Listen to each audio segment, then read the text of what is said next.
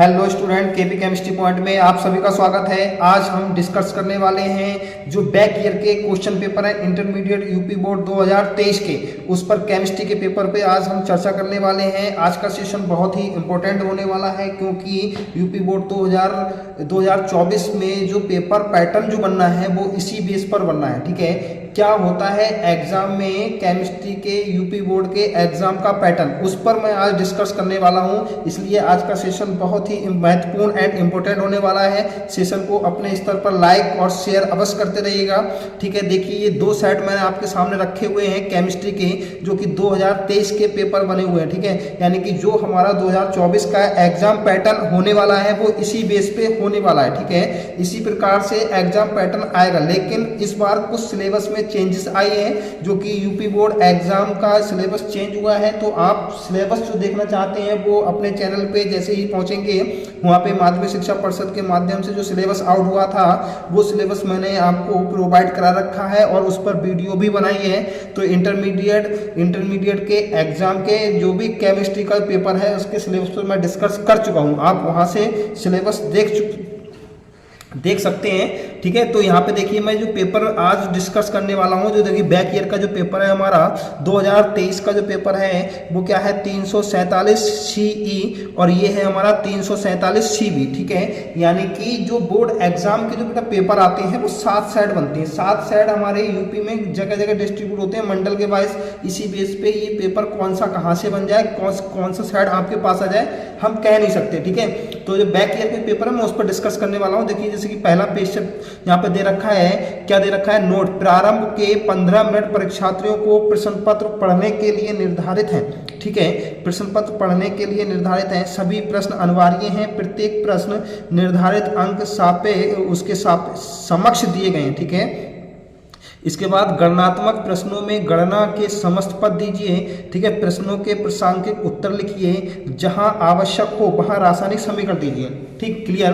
अब इसी प्रकार से आप देख रहे हैं, यानी कि जो ऑब्जेक्टिव क्वेश्चन है हमारे पास, पहला ऑब्जेक्टिव क्वेश्चन क्या है बेटा, क्या है, प्रश्न इस प्रश्न के प्रत्येक खंड 4 विकल्प दिए हैं, सही विकल्प चुनकर उसे अपनी उत्तर पुस्तिका में लिखिए।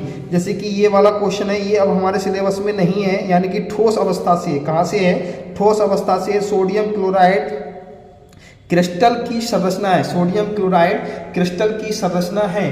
क्लियर, सोडियम क्लोराइड क्रिस्टल की संरचना है, तो इसमें हमारा को सिलेबस से आउट है, तो ये हमारा इस टाइप से सॉलिड स्टेट से नहीं आएगा। फिर दूसरा क्वेश्चन दे रखा है, Fe2O3X H2O के कोलाइडी कण पर आवेश होता है, धनात्मक होता है, ऋणात्मक होता है, या इनमें से कोई नहीं होता है।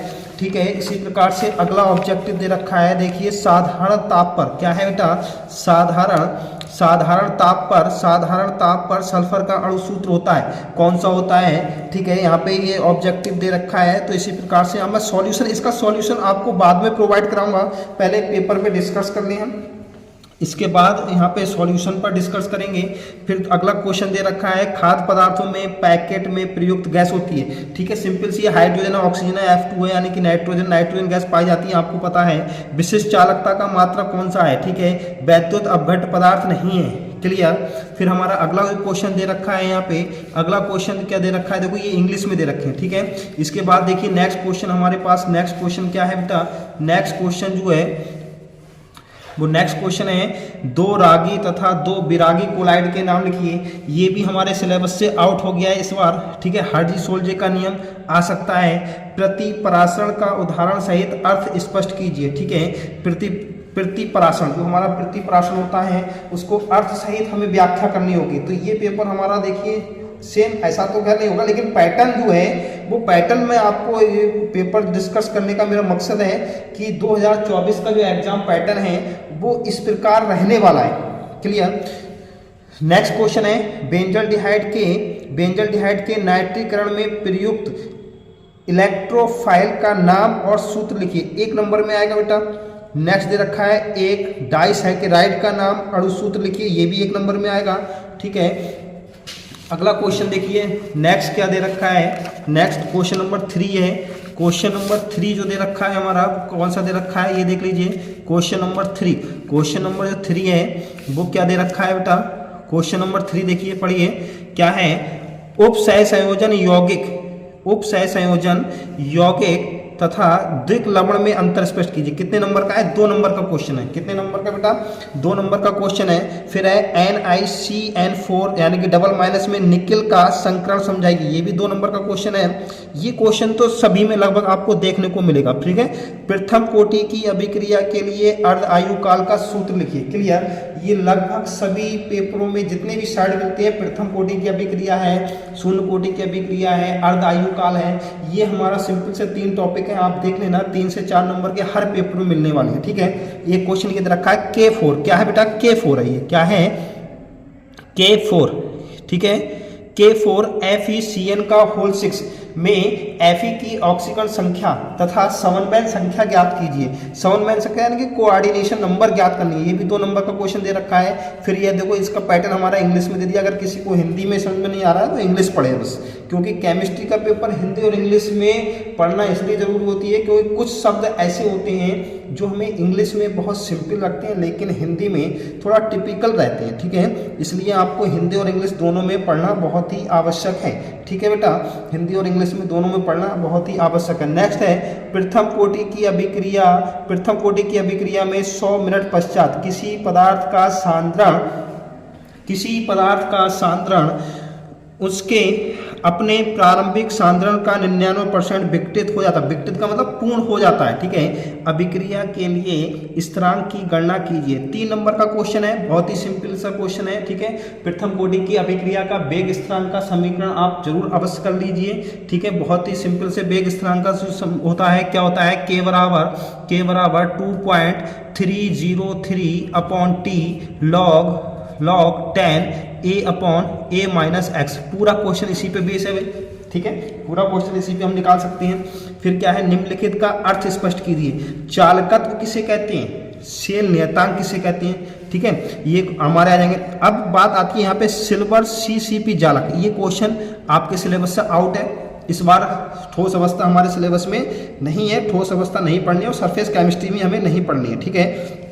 ये क्वेश्चन आता है क्या है? 27 डिग्री सेल्सियस पर यूरिया का अणुभार इतना है, 5% जलीय विलयन का प्राशरण दाब ज्ञात कीजिए। ये क्वेश्चन हर साल आपको एग्जाम में देखने को मिलेगा ही मिलेगा, ठीक है। हर साल एग्जाम में देखने को मिलेगा। 27 डिग्री सेल्सियस ताप पर यूरिया का अणुभार जो है बेटा 60 है के 5% जलीय विलयन का प्राशरण दाब ज्ञात कीजिए, ठीक है, जिसमें R का मान दे रखा है। क्लियर। नेक्स्ट क्वेश्चन है, नेक्स्ट क्वेश्चन देखेंगे बेटा। नेक्स्ट क्वेश्चन क्या है?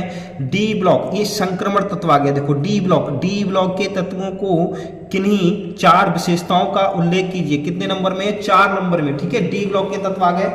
अब यहाँ पे क्वेश्चन डी ब्लॉक से पूछा गया है, लेकिन आपसे ये पूछ सकते हैं संक्रमण तत्व किसे कहते हैं? भाई डी ब्लॉक को ही संक्रमण तत्व कहा गया है। कुछ साइडों में संक्रमण तत्वों के बारे में डिस्कस होगा, कुछ के हमारे डी ब्लॉक के बारे में डिस्कस होगा। तो यहाँ पे कंफ्यूजन होने की बिल्कुल भी आवश्यकता नहीं है आपको। संक्रमण तत्व, अंतः संक्रमण तत्व, डी ब्लॉक और ए ब्लॉक, ठीक है। अब यहाँ पे देखिए खंड खा देखेंगे।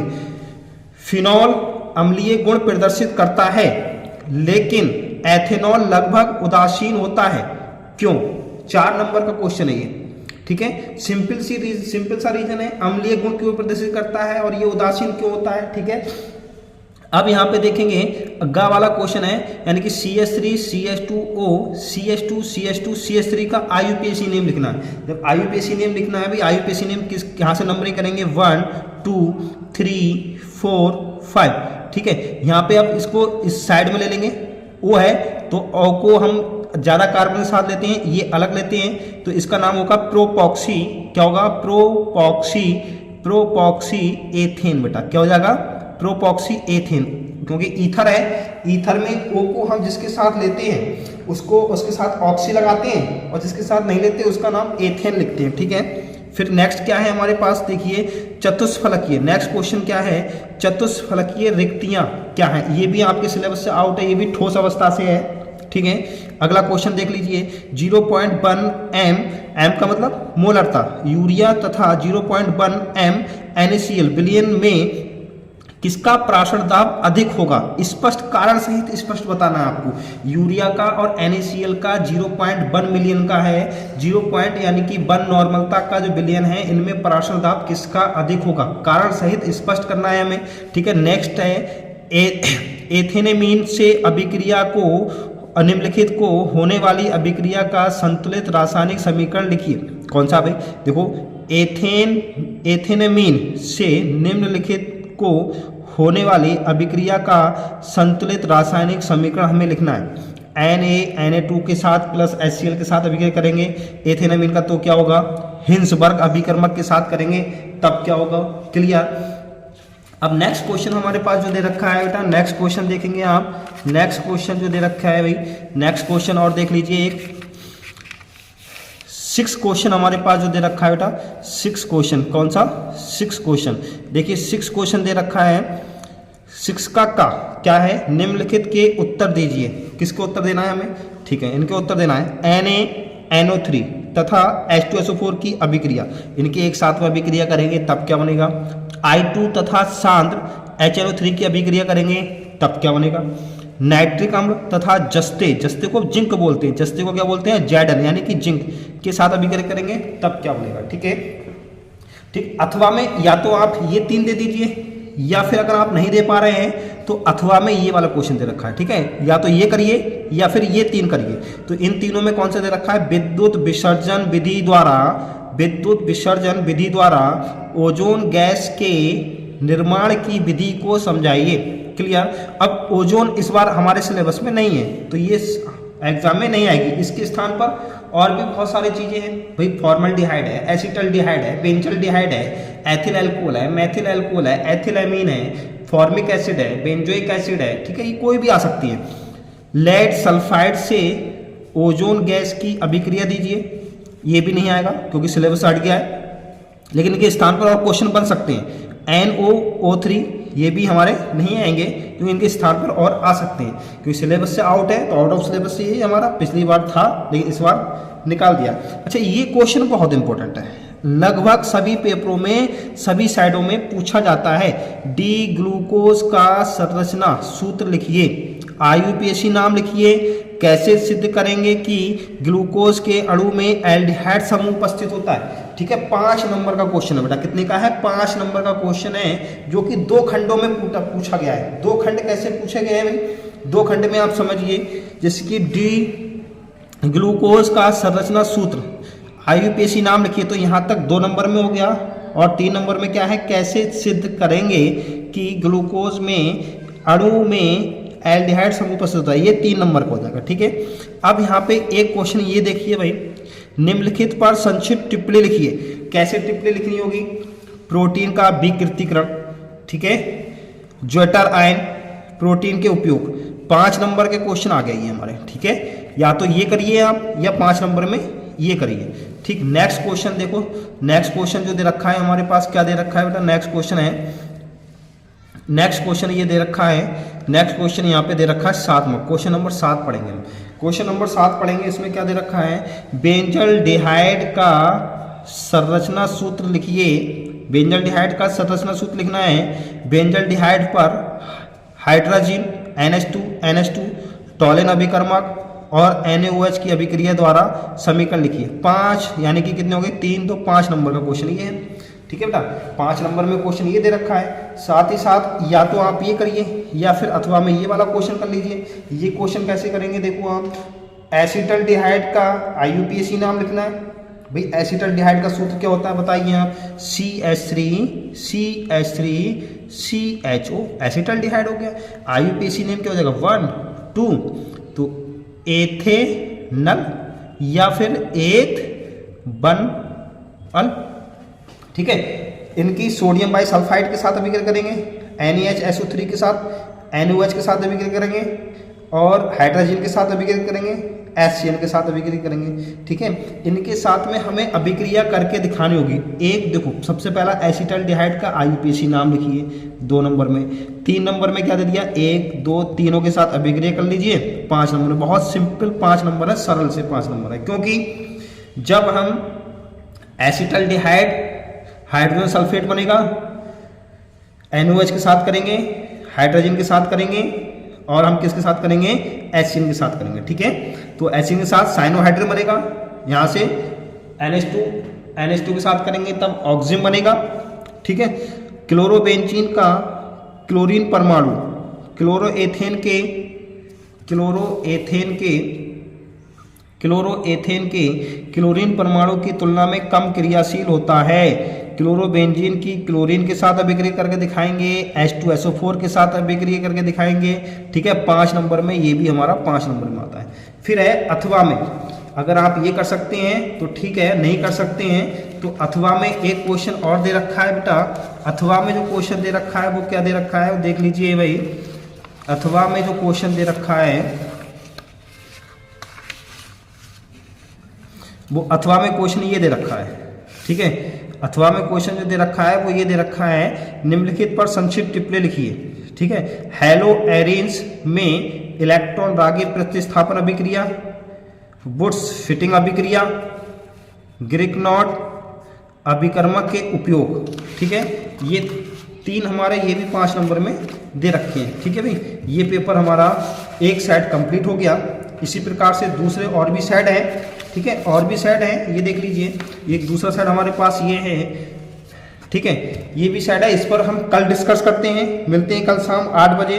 केमिस्ट्री की यूपी बोर्ड की सभी क्लासेस अपने निर्धारित समय पे प्रत्येक दिन शाम 8 बजे अपने YouTube channel KP chemistry point पर चलती हैं। साथ ही साथ संपूर्ण केमिस्ट्री की क्लासेस चैप्टर वाइज सिस्टम से अपने चैनल पर उपलब्ध हैं और अपना टेलीग्राम चैनल अवश्य ज्वाइन करिएगा। टेलीग्राम का लिंक मैंने डिस्क्रिप्शन बॉक्स में दे रखा है। वहां पर जितने भी इन पेपरों की PDF फाइल्स है मैं वहां पे शेयर करता हूं। आपको PDF फाइल्स प्राप्त करने के लिए टेलीग्राम चैनल अवश्य ज्वाइन करें। साथ ही साथ नोट्स प्रोवाइड कराता हूँ मैं वहाँ पर। तो आज की क्लास में बस इतना ही। यदि वीडियो पसंद आई हो तो लाइक करें, शेयर करें, चैनल सब्सक्राइब करें। बाकी समय ज़्यादा नहीं है आपके पास, मेरे साथ केमिस्ट्री की संपूर्ण तैयारी कर सकते हैं। 70 में 70 आप मेरे साथ पढ़कर ला सकते हैं। भाई खुश रहिए, मस्त रहिए, पढ़ते रहिए। Thank you very much.